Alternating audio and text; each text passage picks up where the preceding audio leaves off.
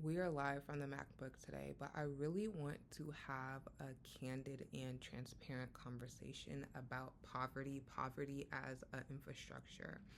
Now, I think it's important to name my positioning within this conversation. I have never lived in poverty, but I have only taught in areas of poverty. And I intentionally only do my work in education, whether it's teaching, whether it's research, whether it's community work, in low income areas. And specifically for and geared toward high school students, typically 11th through 12th graders, and also college students. Um, and this is something that I was speaking with my therapist about yesterday on my why, right? So I'm coming to the part of my doctoral degree where it's like, okay, so what are you going to do with it? Like, you're not just doing this to study.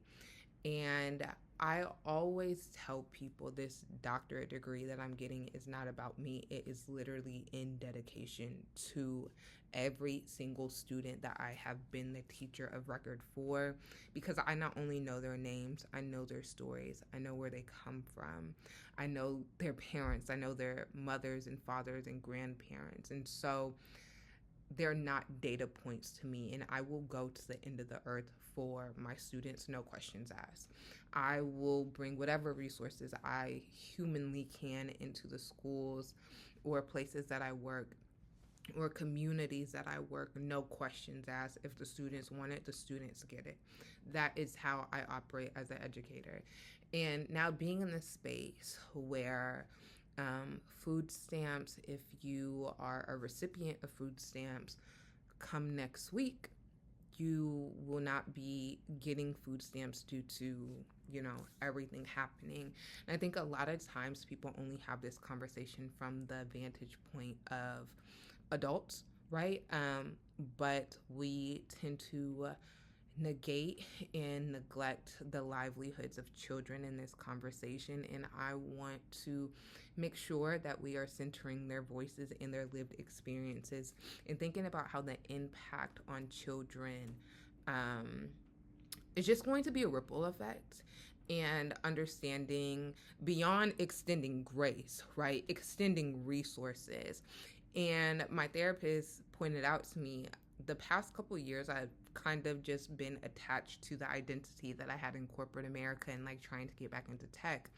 But recently this year, and I'll share a little insight on my why, I completely left that corporate America dream alone. On my birthday in September, I actually got laid off from my teaching job. If you don't know, I help students get into college, but I'm also a teacher.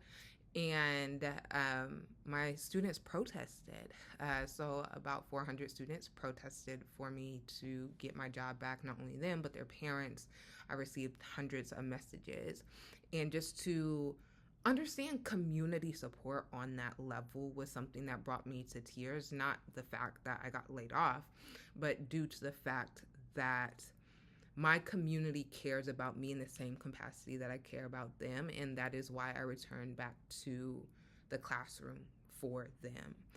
And thinking about the world as it changes, I rarely ever think about myself and like how this is going to impact me. I always think about how is this going to impact the students that I work with, and then that is where my action is rooted in. That is why I'm always sharing how to study tips. That's why I'm always sharing these are industries that you know, because I also know that my students are watching these videos as well, right?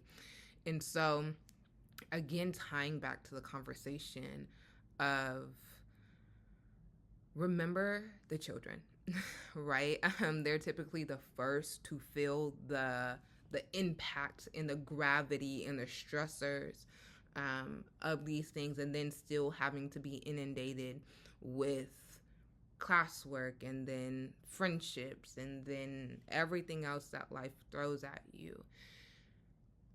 And then leading into my academic expertise as it relates to agriculture, and I first started my research in food insecurity and like I genuinely don't think people understand what it means to be hungry, and also what we say and what we mean when we say poverty is traumatizing. And I think there has been this narrative where you can just pull yourself up by the bootstraps. What if you live in a space where you don't have resources? Period, point blank. Or you have to provide for whomever, whether it's a caregiver or whether you have to work and all of these things. And then also you're in a food desert. And then also there's no transportation, so you gotta walk. And then, oh, it's the winter's hurricane season, or it's extreme summers. And so those are the nuances that people exclude from the story of like just pull yourself up by your bootstraps.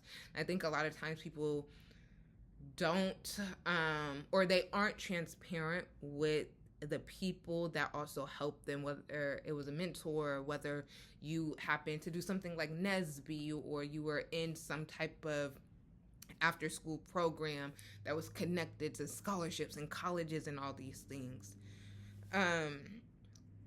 A lot of people are suffering right now. And I want to be really, really, really, really, really transparent in that. And I need people to understand what collective care is beyond the gimmicky shit, beyond the virality and what feels good or what will go viral or all these things. I need people to care. I remember I was having a conversation with some people earlier this week. I said, I need you to care about something.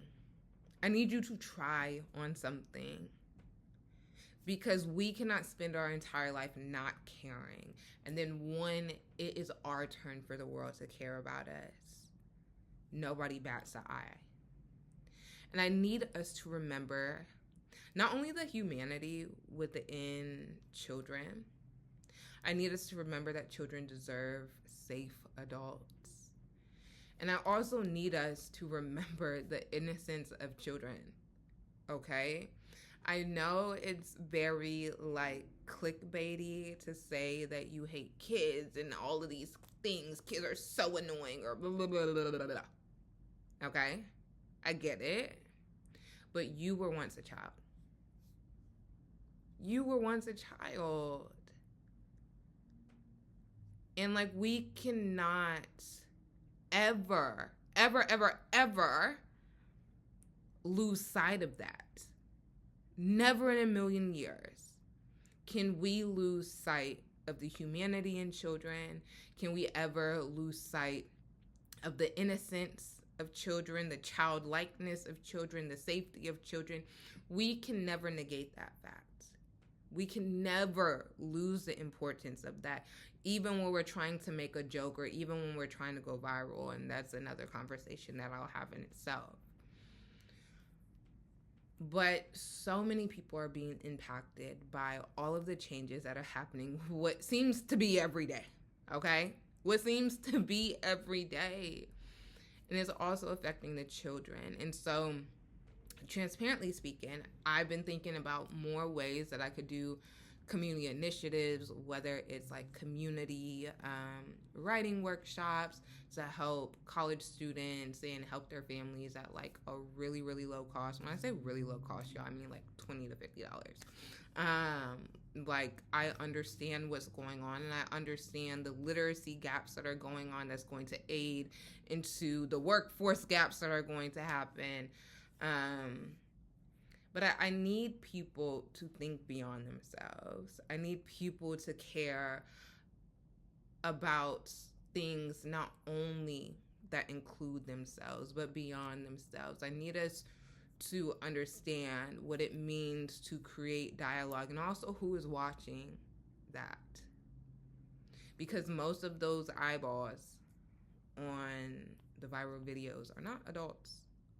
They're children that look up to you, whether you decided to be a role model and that was like your inspiration or aspiration or not. I need us to understand that like impact of our voice. And also, this is the bone that I have to pick with like those who sit within corporate America, because I was once in that spot. Like, y'all have the ERG groups, you have the committees, like give back to the schools, donate to the schools. Food banks are running dry already. So can we even imagine what the end of the year is going to look like? Like really leaning into those organizations and those fundings. And a lot of y'all sit on those committees. Like donate to the schools in your back door, because those children are suffering. And I also need us, and this is going to be the last point, to remember that teenagers are still children. And this like fast growing up that from a societal perspective that we place on teenagers is also so inhumane. And also the pipelines that pours into when everybody has experienced teenage angst before. So let's not sit here and act like you have never had an attitude. You've never been annoyed. I need us to remember to always extend grace to the teenagers, because y'all don't understand what's going on in those schoolhouses. Even if you graduated in 2016, 2014, 2012, it's a vastly different environment today than it once was. And like, if you have the capacity to be a mentor at either like a Keystone, a Boys and Girls Club, a Big Brother, Big Sister, like do it. The kids need you. And actually, this is going to be the last part that I say. I hear the dreams and aspirations of children every single day. And a lot of y'all are walking dreams and the embodiments of my students, what they want to do. And so how would you interact with the world differently if you knew the current life that you live today is the dream of a student that lives 5 miles from you?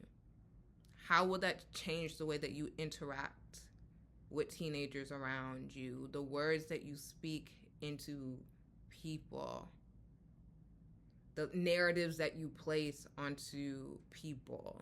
Like literally, a lot of y'all, whether you're a teacher, whether you're a lawyer, whether you're an engineer, whether you're an influencer, whether you're a chef, are the dreams and are the embodiments of my students. And so I need us to just think and sit with that. How does that change the way that you interact with life? How does that encourage you to be a little bit more audacious with chasing whatever you want and you desire, not to put the whole world in desires, like make that your responsibility. But I do think it is important to name and say